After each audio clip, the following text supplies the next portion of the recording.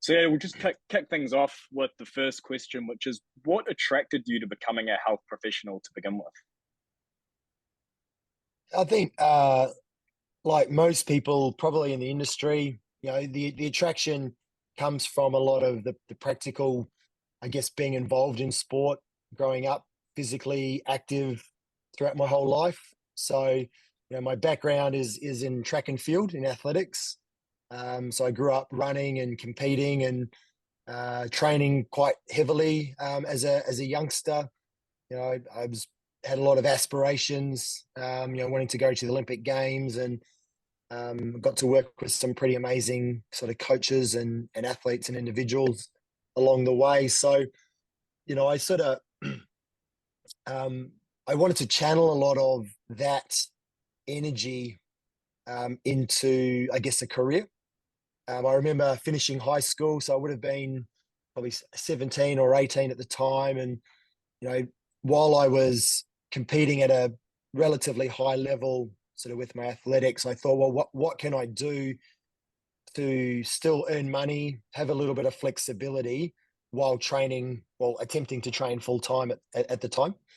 And at that stage, personal training it had been around for a while, but it was still only fairly new. And so from my, I guess, lack of understanding, I kind of thought, well, this would be a really good avenue to go down.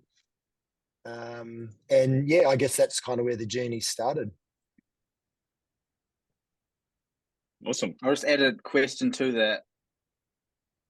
When you first started, did you start in Gen Pop, or did you instantly find a niche where you were like, I'm sticking with sport, I love sport, I want to stay here? Or were you like, nah, I need to branch out, get as many people under my belt, learn what I can from, say, someone that wants to lose weight, someone that wants to do tennis, someone that might play golf?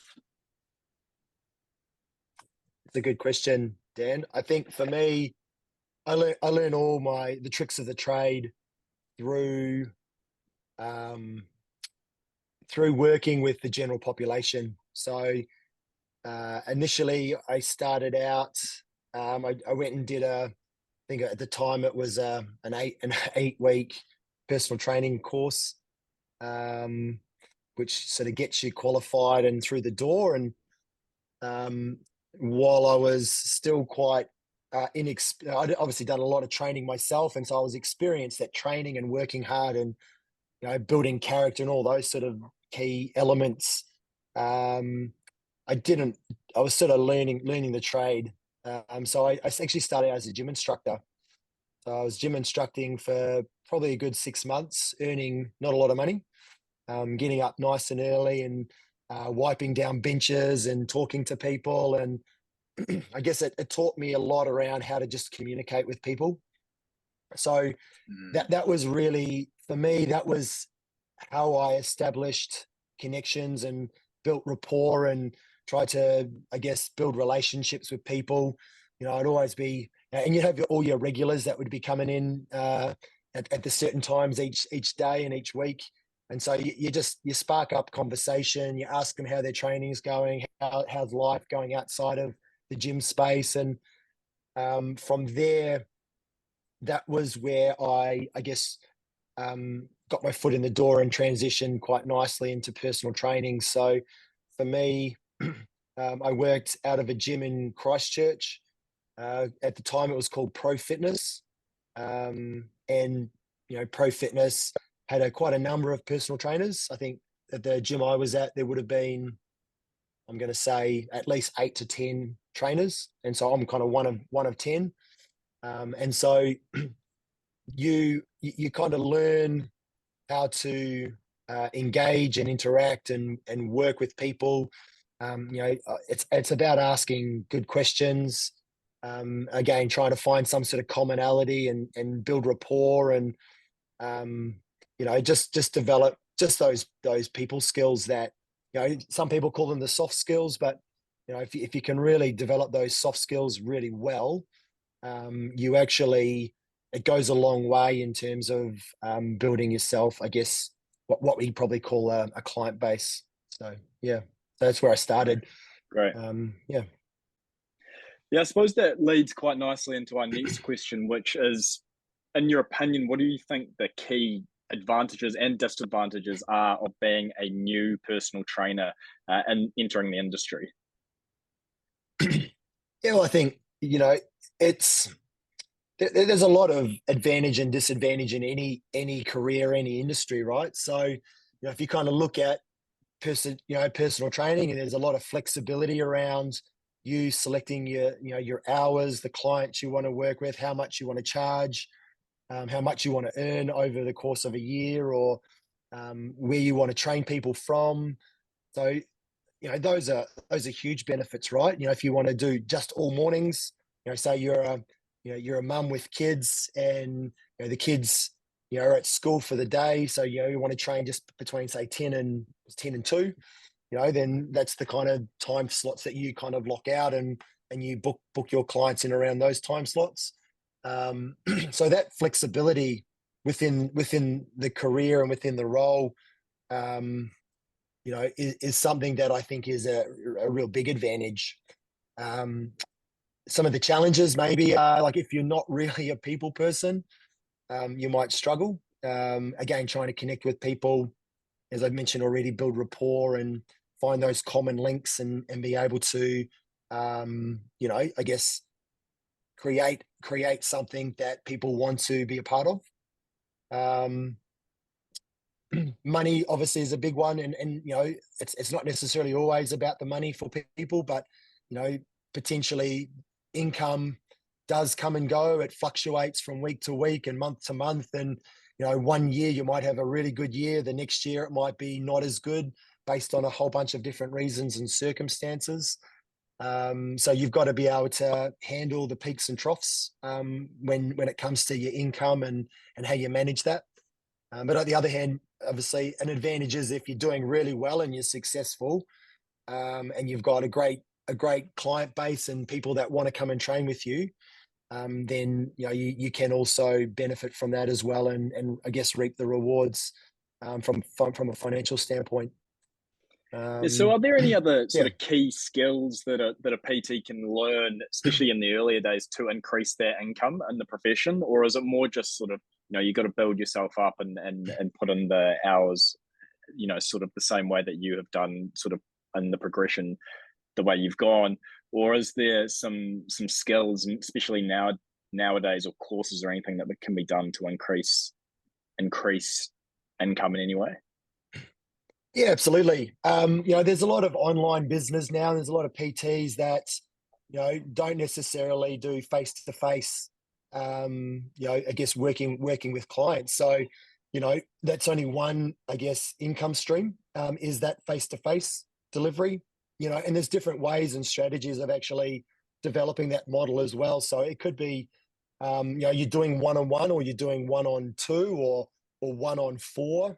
Small group training is probably the next big thing that's sort of happening within, I guess, the fitness industry. So you're seeing, I guess, rather than paying, say $80 to $100 for a one-on-one session, with a personal trainer, you might say, well, get 4 people all paying, $50 each. So you actually earn a high yield, a high income per hour, for your time, and it actually is a slightly cheaper price for your client. So that's a simple model that works really well.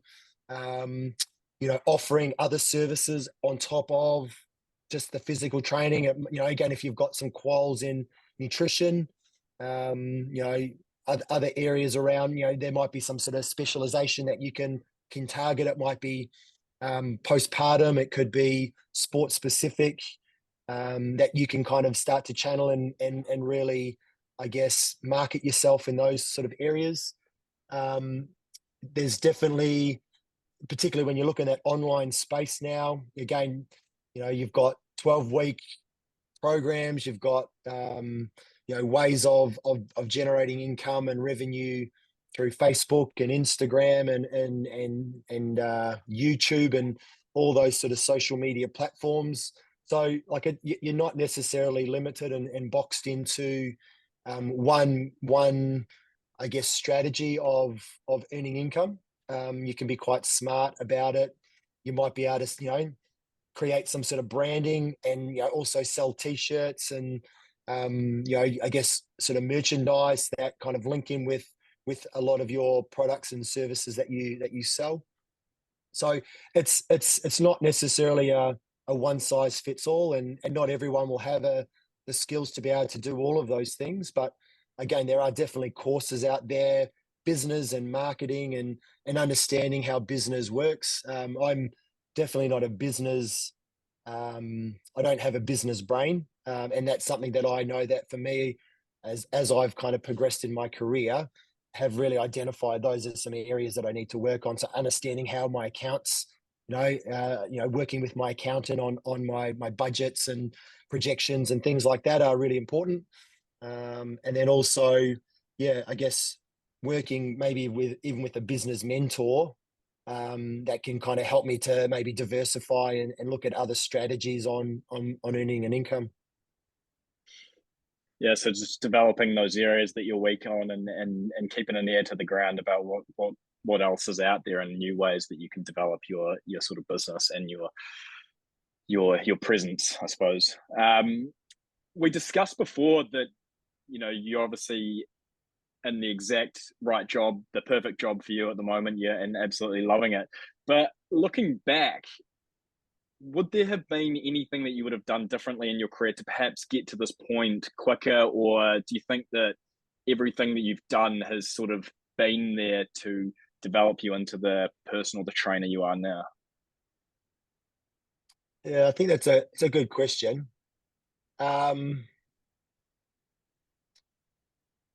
It kind of almost sounds counterintuitive a little bit, but I think learning to fail more.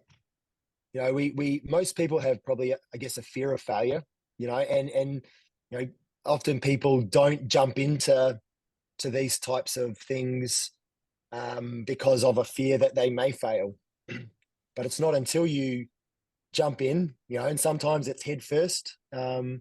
You've got to sometimes take a risk.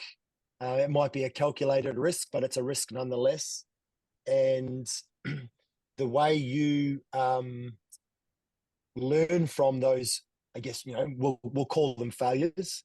I think something that you can really think about and, I guess, understand is if you can learn from failure, then is it really failure? And so if you understand that as a basic principle, then sometimes those the people that are maybe risk adverse, those people that don't necessarily want to step out of their comfort zone or do something a little bit different, hopefully that might challenge them to take a risk every once in a while, even if it is a calculated risk. Because even if you do fail, but you've taken some key learnings from that to improve and get better for next time, then that for me, I think that's what I've learned over my career. It's been I've been in the industry for quite a long time now, and I think in the early days I probably didn't fail enough, and I guess my ego got probably bigger than it should have. And then when I did fail, the crash was quite a big crash, and then you go through the self-doubt and all those other, I guess, kind of a little bit of a negative spiral about how good you are as a personal trainer or the successes you've had in your career or whatever. And so I think learning to fail, learning how to fail, and learning how to fail well, in that sense of learning from those failures, is something I think I could take away. Definitely. Yeah, I couldn't agree more. I mean, failure is part of life, right? There's a good quote. Failure is feedback. Feedback is knowledge. Knowledge is power. So I completely agree with what you've said. So yeah, perfect. Dan, did you have any other follow-up questions there? Yeah, I just got one more question that I think is pretty interesting for especially new personal trainers is when you're selling a service to someone, how do you come across in a way that isn't needy or desperate. So how do you come across as like a genuine, personable person that wants to help someone out, Yeah, I suppose but on also top of sell that a as product? well, how important learning sales is for becoming a personal trainer as well. Yeah, both questions are great questions, and there's probably no real. I don't think there's like a hard and fast rule or a right or wrong in this sort of scenario.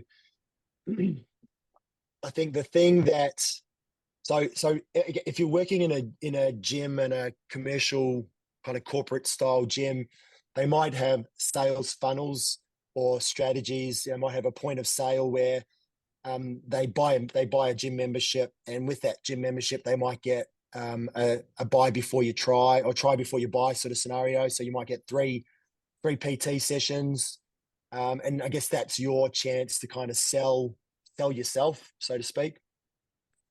So there's those sort of strategies. If you're kind of working on your own in your own sort of space, and you'll maybe like a gym in a garage, or you've created your own sort of gym space, then obviously those sales sort of funnels, again through your sales and marketing strategies, are an important tool to use. They, and those sales funnels, they don't necessarily guarantee sales, but obviously the more people that see you, the more people, the reputation that you have, your, I guess, the word of mouth and the feedback that you get from people is really quite invaluable. And so learning from those types of channels is really important. When you have got someone through the door, and again you're trying to sell a service, there's definitely an art to it. One of the roles I had in the very, very early days, I was a sales rep for the New Zealand College of Fitness. And so they effectively sold personal training courses, 8-week personal training courses. And so I started out doing the course, and then they had a job going there as in the sales team. And I thought, well, I'll give it a crack. So I jumped in, and I learnt the sales strategy. They had a really quite unique and a distinctive sales strategy in how they, I guess, got people to buy the personal training course. So there's those types of ones where you can learn from various, we'll call them sales gurus, and on different ways to get the sale. But then there's also an element, obviously, and a lot of those they're kind of, I guess, you're going off a bit of a script. So there's a bit of a script in terms of the way you approach them. But in my personal experience, I think if you are a genuine person who asks genuine questions, and they understand obviously what you're offering as a service anyway, and so if you ask them genuine questions, open-ended questions that enables the conversation to get to a point where they realize that you have a solution maybe to some of the challenges that they're facing in their life. We often try and identify those pain points within a person's life, and again, it's a very generalized comment, but most people, they want to either lose weight, they want to tone up, they want to get fit, and they want to do those things for a number of different reasons. They may not like what they look like in the mirror, say, so they look in the mirror and they're not happy with what they see. Or it could be they just want to be able to enjoy running around with their kids at the park and not feel like they're dying while they're playing football or running, playing chasey with their kids. And so once you've identified what that pain point is for them, and again, it's the why behind the buy. And that's, again, it's a simple little catchphrase, little thing that you can use as a sales kind of tactic, I guess. But if you understand the why, and you provide them with a pretty simple solution to, I guess, to that pain point, or to the reasons why they want to be involved with you or do some training with you, they actually don't they don't care about, and this is the thing you've kind of got to get your head around, is they're not actually buying you. If that kind of makes sense, what they're buying is they're buying a solution to them, to their pain point. So it's about them, and it's got nothing to do with you. You could be the best personal trainer on the planet, but who cares? It's actually not about you as the personal trainer. It's actually 100% about the person you're engaging with and wanting to help. And I think, again, if you can come to that understanding and realization, and then you again provide a simple solution to maybe their pain point, or I guess the thing that they're wanting to improve in their life, or it could be fitting into their dress before they get married. And so again, it's asking genuine questions and then just providing them with a simple solution. And so sometimes, I guess often what tends to happen in the early days of your career is you become the yes man. So when I first started out, I'd come straight out of, I guess, being a gym instructor. I transitioned into personal training, and, probably within the space of around about 3 months, I'm going to say, I probably had a client base of around 40 clients, and like, that's quite a few. But the challenge I had is that I was the yes man. So I was in the gym at 5 o'clock in the morning. I was in the gym at 8 o'clock at night. I was training people all over the place. I was pushed here and pulled there, and you get burnt out pretty quickly in that sort of situation. And so it probably took me quite a long time to get to a point where I realized that having 40 clients sounds great on your books. Obviously it's bringing in some pretty good income as well, but if you're pulled from pillar to post and you're feeling like you're getting burnt out, then it's actually not kind of worth it. So understanding that you might again have a specialty, an area, and sometimes you have to just say no. If someone wants to come and train with you at 6 o'clock in the morning, but you want to be at home with your family at 6 o'clock in the morning, then unfortunately I can't train you at that time. However, if you are interested in doing some training, then I might be able to train you a little bit later in the day. And so, and that in itself doesn't come across as being desperate at all. It's saying, well, I've got boundaries to how I want to operate. And from that standpoint, if you stick to those boundaries, then there's definitely no desperation in that. And you'll find that if their pain is at that point where they have to make some sort of change, then they'll make that change. So they'll change their lifestyle to suit you and to work in with your schedule. So hopefully there's some little key take home messages there. Yeah, absolutely, mate. I love what you said about being genuine and asking genuine questions. And it's not really about trying to be some sort of sleazy salesman about it, right? And just try to con them into it. It's about understanding their needs and reciprocating with what you can offer them, right? So I really like that. I really like that a lot. Cool. Awesome. Well, thank you very much for your time, Todd. That's been absolutely fantastic. You've given us much more than we deserve. I mean, that was fantastic, I thought. So I really appreciate your time. That's absolute pleasure. Thanks for having me.